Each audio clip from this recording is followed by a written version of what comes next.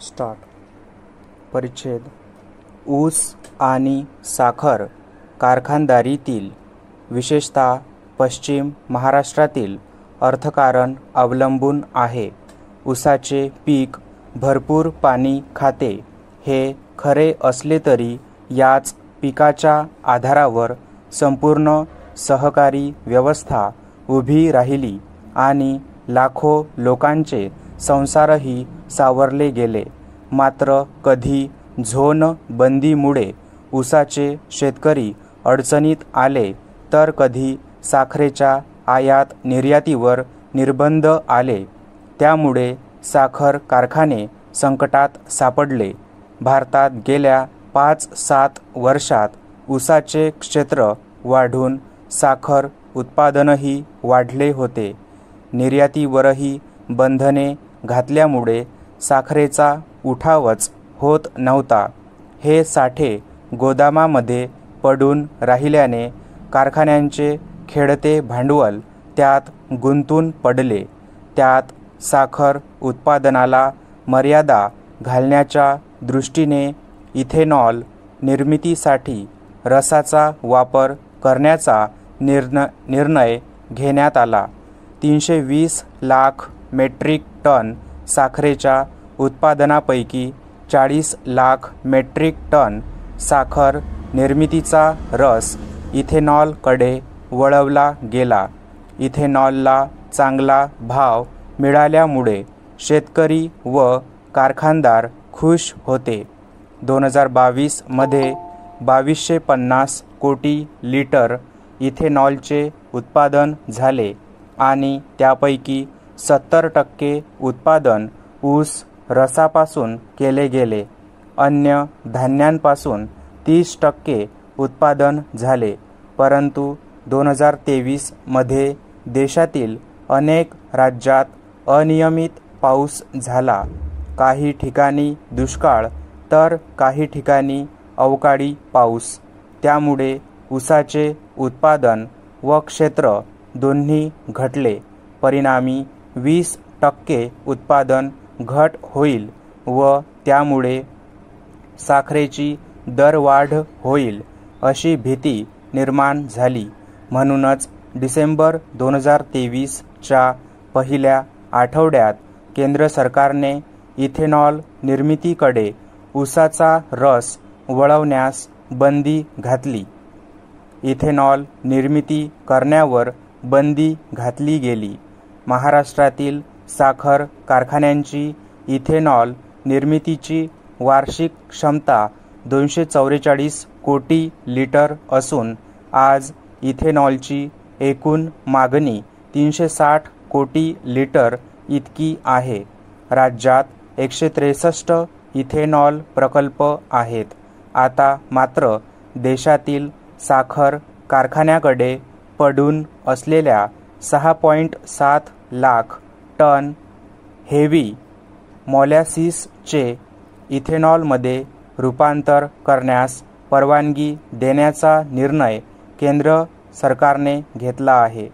त्यामुळे कारखानदारांच्या जीवात जीव आला आहे. परिच्छेद कारखान्याकडे पडून असलेल्या मोलॅसिसच्या साठ्यापासून इथेनॉल बनवण्यास मंजुरी द्यावी असा प्रस्ताव राष्ट्रीय सहकारी साखर कारखाना महासंघाचे अध्यक्ष आणि माजी मंत्री हर्षवर्धन पाटील यांनी केंद्रीय सरकार मंत्री अमित शहा यांच्याकडे पाठवला होता.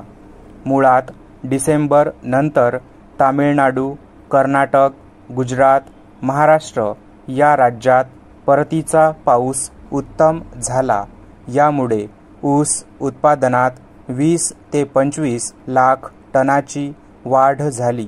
म्हणजे बंदी घालण्यापूर्वी जी परिस्थिती होती ती अर्थातच बदलली. अशावेळी हेवी मोलॅसिसचा साठा वाढण्याचीच शक्यता होती. हे मोलॅसिस स्फोटक असल्यामुळे ते फार काळ गोदामात साठवणे धोकादायक होते आणि काही काळानंतर ते निरुपयोगी झाले असते. शिवाय हे घातक साठे साठवण्याचे कामही कारखान्यांच्या दृष्टीने डोकेदुखीचे होते. आता मात्र सरकारने बंदी मागे घेतल्यामुळे कारखान्यांचा लक्षणीय आर्थिक लाभ होणार असून मळीच्या शिल्लक साठ्यांमध्ये अडकलेली 700 कोटी रुपयांची रक्कम मोकळी होणार आहे. या भांडवलाचा उत्पादक कारणासाठी उपयोग करता येईल. शिल्लकी साठ्यातून निर्माण होणाऱ्या 38 कोटी लिटर इथेनॉलच्या विक्रीतून अंदाजे 2300 कोटी रुपये देशभरातील कारखान्यांच्या हातात जातील. परिच्छेद एकदा भांडवल व निधीचा प्रश्न सुटला की शेतकऱ्यांची बिलेही वेळेवर देणे कारखान्यांना शक्य होणार आहे. मुळात साखरेची टंचाई निर्माण होऊन भाव वाढतील आणि मध्यम वर्गालाच त्रास होईल. या शक्यतेपोटीच इथेनॉल निर्मितीवर बंदी घालण्यात आली होती. जी बंदी घातली गेली त्यासाठी साखर नियंत्रण कायदा 1966 च्या कलम 4 आणि 5 यांचा वापर केला.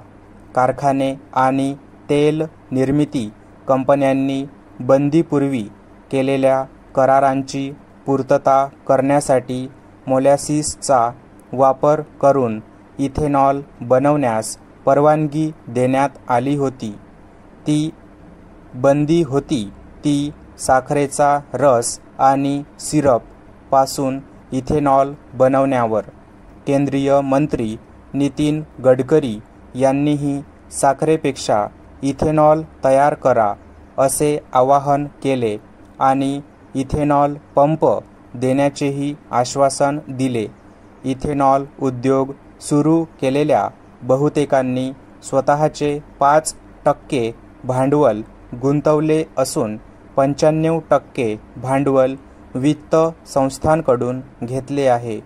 ऊसापासून इथेनॉल बनवण्यावर काही काळ बंदी घातली गेल्यामुळे अशा उद्योजकांना ऊसाचे गाळच करता येत नव्हते, कारण अनेक इथेनॉल बनवणाऱ्या उद्योगांमध्ये साखर बनवण्याची व्यवस्थाच केलेली नाही. पेट्रोलियम व नैसर्गिक वायू मंत्रालयाच्या एका अहवालानुसार 2013 ते 2021 या 8 वर्षांच्या काळात देशातील इथेनॉल बनवणाऱ्या कंपन्यांच्या संख्येत 66% भर पडली. तेल निर्मिती कंपन्यांनी इथेनॉल उत्पादकांना या काळात सुमारे 81,796 कोटी रुपये दिले आणि यामुळे देशातील शेतकऱ्यांना वेळेवर पैसे मिळाले. 2023 मध्ये भारताकडे G20 परिषदेच्या ग्लोबल बायोफ्युअल अलायन्सचेही अध्यक्षपद होते. ब्राझील, भारत आणि अमेरिका हे देश जागतिक जैव इंधन अलायन्सच्या विकासासाठी काम करत आहेत. साखर उत्पादनात भारताचा जगात दुसरा क्रमांक लागतो. ऊस व साखरेचे अर्थकारण किफायतशीर होण्यासाठी आणि पर्यावरणाचा विचार करून इथेनॉलचा वापर वाढवणे हे महत्त्वाचे ठरणार आहे. केंद्राने साखर उद्योगातील खाजगी आणि सरकारी कारखान्यांना व्याजात सवलती तसेच अनुदाने देऊन इथेनॉलचे प्रकल्प उभारण्यास चालना दिली आहे. एखादा कारखाना केवळ साखरेचे उत्पादन करत असेल तर त्याने वर्षभरात विकलेल्या साखरेच्या महसुलाचा 75% वाटा शेतकऱ्यांना देणे अपेक्षित आहे.